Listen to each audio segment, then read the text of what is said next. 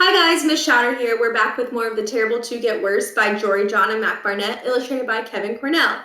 Let's get started. We're on chapter 15. Back in the prank lab, a grim mood pervaded. A month had passed since the thwarted prank in the gym. That day, in big letters on the wall, Niles had written the words he'd heard Barkin whisper. It is only a prank if we react. Old Man Barkin. Now he sat cross-legged, staring at that sentence. Miles was shelling a pistachio. I've got an idea, he said. Okay, said Niles. We need to go big. Okay. We have to do something that is undeniably a prank. Okay. And that's why, here Miles popped a pistachio into his mouth. I propose a classic prank. We pull the fire alarm. Niles said nothing. What do you think? Miles asked. Niles shrugged. Feels a little pedestrian. Pedestrian? Yeah, it's pretty obvious. Miles' face flushed. So what? So what? Niles asked. It lacks panache. Where's the artistry, not Miles? It just feels sort of beneath us. You know, said Miles, sometimes you can be real hard to be around. Come on, Miles, Niles said. The fire alarm prank is in every movie, every TV show, every hokey comic book from the 1950s. It feels like the kind of thing you used to do before you came here. It is the kind of thing I used to do before I came here. Miles didn't mention that when he did it at his old school, he was immediately caught and suspended for 3 days. I don't know, Niles said. Well, it's better than anything you've come up with, better than sitting here staring at the wall making that weird face. Niles' voice was chilly. I'm thinking. Well, I'm trying to do something, Miles said. Listen, I'm not saying it's a great prank. I'm not even saying it's a good prank. But obvious? That's the whole point. It's obviously a prank. It'll reset the doomsday clock. Isn't that what you want? Niles nodded. Yes. Me too. And any other time, I'd say, sure, let's cook up some great scheme. But we've got to stop Principal Barkin. Think about it. What does it say on that alarm? In case of emergency, pull. Niles chewed his thumbnail. So, said Miles, are you in or are you out? Out, said Niles. Fine, said Miles. Chapter 16. Yanni Valley Science and Letters Academy. It has been 22 school days since our last prank. Miles Murphy pulled the fire alarm on Monday afternoon. He did it on the way back from the bathroom when the hallway was empty and nobody was looking. There was a little red lever, and when Miles pulled it, lights flashed, claxons blasted, and sprinklers sprinkled. Miles smiled and let himself be drenched. Soon the hallway was filled with students. The younger kids walking hand in hand, 2 by 2, the bigger kids moving in clumps. Teachers shouted, doors swung, kids laughed, everybody got soaked. It was wonderful. Miles found his class and sidled up to Niles. Miles nodded. Niles shook his head. This is crazy, the steward said. It's like an indoor rainstorm. He opened his mouth to catch some of the water. Gross, Stuart, said Holly. She sniffed the air.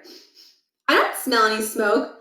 That's because this is a prank, said Stuart. I can feel it in my bones. Somebody's going to pay, said Josh. This is getting my sash all wet. Well, really, it's my sash, said Niles. I made it and quiet! This is an emergency. You're supposed to stay quiet during an emergency. Josh shook his head at Niles and wrote something down the clipboard he was carrying. What are you writing? Miles asked. Josh shook his head at Miles and wrote something else on the clipboard. You can't even read it, Miles said, looking over Josh's shoulder. The paper's all wet. Josh underlined something on his clipboard. The pen tore through the sheet, and his underline smeared into a big red blob. Near the front office, they passed Gus, who was covering the first grader's cat with a tarp so the paper mache wouldn't get soggy. You kids look like you went swimming, he said, and waved. On the front lawn, students gathered, grouped according to class. It was a gray day with a breeze that raised goosebumps on Miles's wet skin and made him feel alive.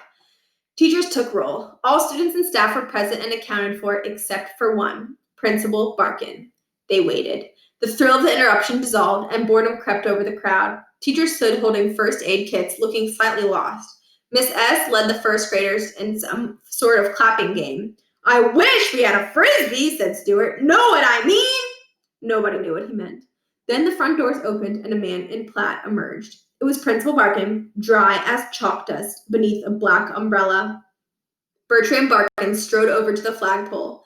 He shook the water from his umbrella and collapsed it. Children! He didn't need a megaphone to make himself heard. Barkin swung the umbrella, pointed its metal tip at the crowd. I will ask only once. Will a student who pulled the fire alarm please step up to the flagpole? Oh, ma, said Stuart. Somebody is in trouble. Kids looked around to see whether anyone was stepping forward. Miles scratched behind his ear and faked a yawn. Oh. A shame, Barkin said, but unsurprising. He removed a medal from his pocket and dangled it before him. I was looking forward to handing out this school citizenship award. What? Said Stuart. An award for a prankster?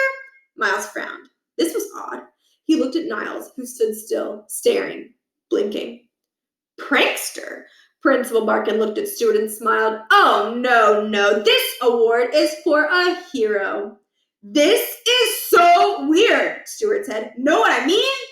Everyone knew what he meant. Stuart, let's embrace this teachable moment, said Principal Barkin. Pulling the fire alarm is a prank, and a rather crude prank at that. Only when there is no fire. But there wasn't a fire! Bertram Barkin looked perplexed. Of course there was, Stuart, he said. There was a fire. Luckily, it was contained. The only thing lost was that wonderful papier-mâché mascot the first graders made for our entrance. Burnt to a crisp. Most unfortunate. Miles's throat tightened. But we just saw that cow. That cow was fine. All right, students, Principal Barkin said. Back to class. Today's a school day after all. He turned and slowly walked back toward the building. When he reached the first step, he paused and removed a small box from his pocket. He turned it over in his fingers once or twice, then replaced it. No way, thought Miles. He must have seen that wrong. Are those matches? Stuart said. Man alive, said Miles. When the kids went back to class, they walked by the charred remains of the Yawny Valley Science and Letters Academy bovine. The burnt cow was still there at the end of the day, mostly just a pile of ash next to a sign that said, Yawny Valley Science and Letters Academy. It has been 023 school days since our last prank.